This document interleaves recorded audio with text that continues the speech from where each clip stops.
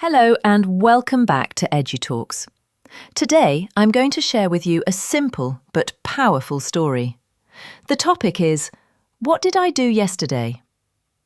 You might think yesterday was just an ordinary day, but let me tell you, sharing the story of your day is one of the most effective ways to improve your English listening and speaking skills.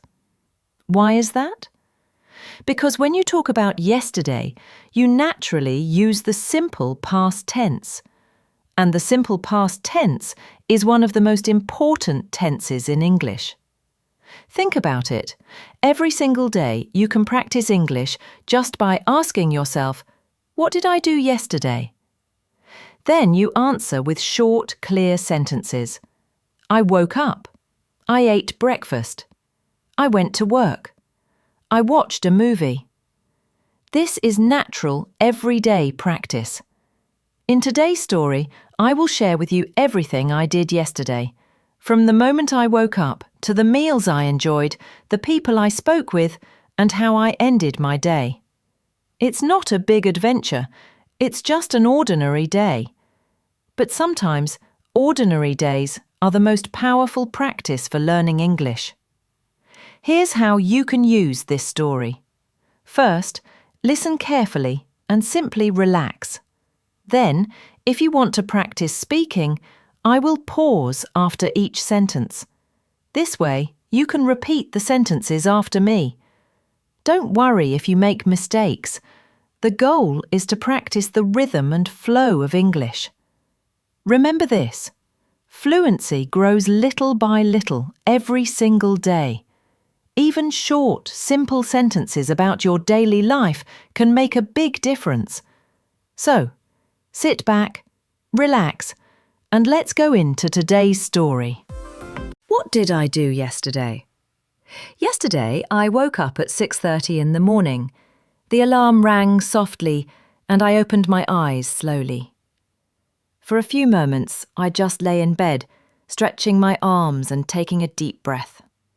The room was quiet, and the soft morning light was shining through the curtains. I picked up my phone and checked the time. Then I read a few messages from my friends. Some of them said good morning, and one message made me laugh. After that, I put my phone down and got out of bed. I walked straight to the bathroom. I washed my face with cold water, and it woke me up instantly. Then I brushed my teeth carefully and looked at myself in the mirror. I thought to myself, all right, let's begin the day. Next, I walked to the kitchen and prepared breakfast. I toasted 2 slices of bread. I fried an egg and spread some butter on the toast. I poured fresh coffee into a cup, and the warm smell filled the whole kitchen. I finished eating, washed the dishes, and cleaned the table. After breakfast, I returned to my room. I changed into comfortable clothes and sat down at my desk. Then I turned on my laptop. At first, I checked my emails. I read some messages from work and answered a few important ones. I also deleted unnecessary emails that filled up my inbox.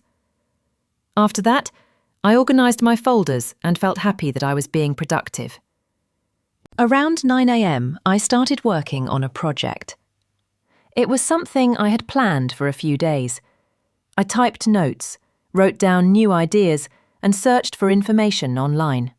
For almost 2 hours, I focused without distractions. It felt good to stay concentrated and make progress. When I finally looked at the clock, it was already 11 a.m, so I decided to take a short break. I stood up, stretched my arms and legs, and walked around the room. Then I looked out the window. The sky was blue, and a few birds were flying near the trees. I drank a glass of water and felt refreshed. At noon, I prepared lunch. I cooked rice with vegetables and chicken. The smell of garlic and onions filled the whole kitchen.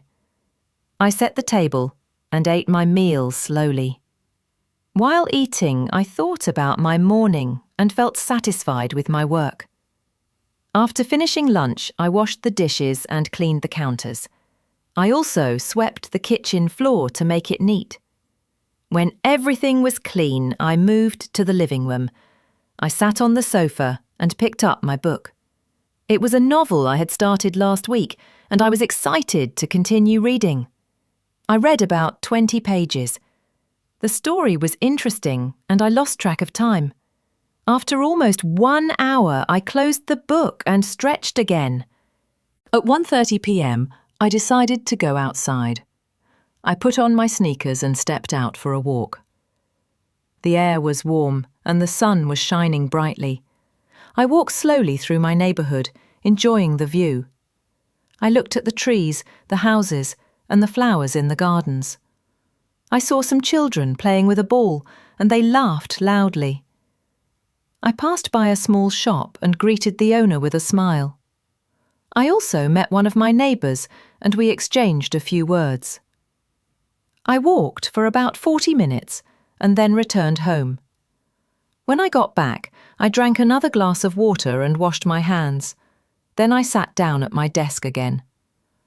I wrote notes, added ideas, and made a short to-do list for the evening. At 3 p.m, I decided to do some cleaning. I vacuumed the living room carefully. I dusted the shelves and cleaned the coffee table. I also organised some books and magazines that were lying around. After that, I went to the balcony and watered the plants. The leaves looked fresh and green after the water. Later in the afternoon, I made myself a light snack. I cut an apple into slices and ate it with peanut butter. It was simple but delicious. I also prepared a cup of green tea and drank it slowly while listening to a podcast. Around 4:30 p.m, I called one of my friends. We talked on the phone for almost an hour. We laughed, shared stories, and even planned to meet on the weekend.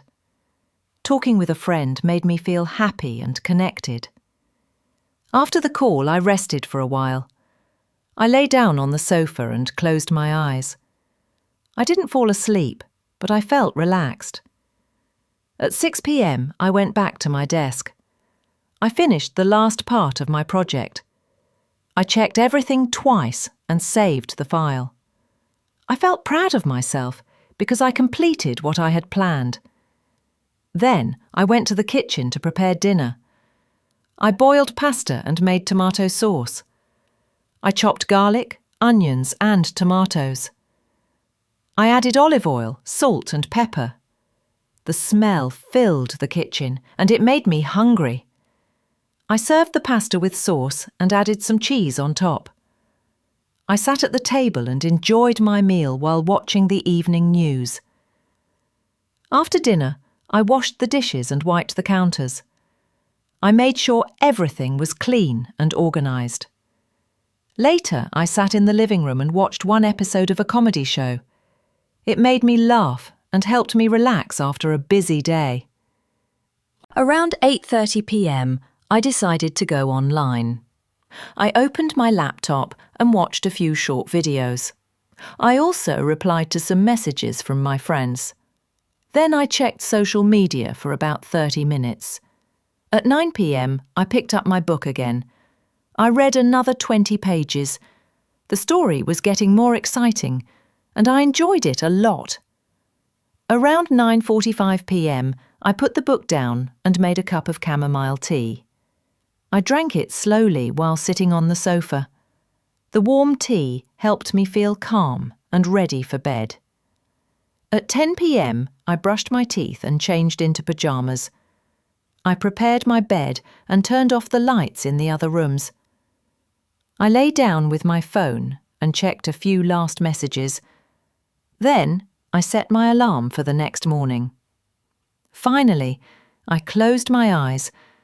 I thought about everything I had done yesterday. It wasn't a big adventure. It wasn't a very special day. But it was full of simple, small moments. I worked, I ate, I walked, I cleaned, I read, and I talked to a friend. All those little moments made the day feel complete. I smiled, pulled the blanket over myself, and slowly fell asleep. That was my day yesterday.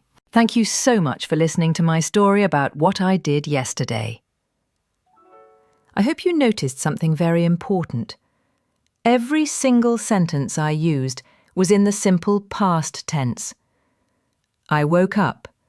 I ate breakfast. I walked outside. I read a book. This is exactly how you can practice English every single day.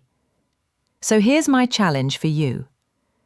After watching this video, take a notebook and write your own short story about yesterday.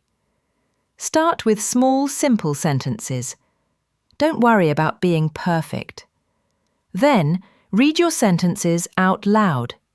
Or even better, shadow along with this video and then tell your own version of "What did I do yesterday?" This practice is powerful because it's real. It's your life. And when you connect English to your real experiences, you learn faster and remember longer.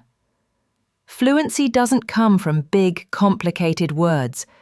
It comes from practicing short, clear sentences every single day. Even 5 or 10 minutes daily can transform your English more than you imagine. If you enjoyed this story, don't forget to like this video, subscribe to EduTalks, and share it with a friend who also wants to practice English. Together, we are building a community of learners who support and motivate each other. Thank you again for joining me today. Keep practicing, keep smiling, and always remember, your English journey is worth every single step. I'll see you in the next episode. Until then, take care and happy practicing.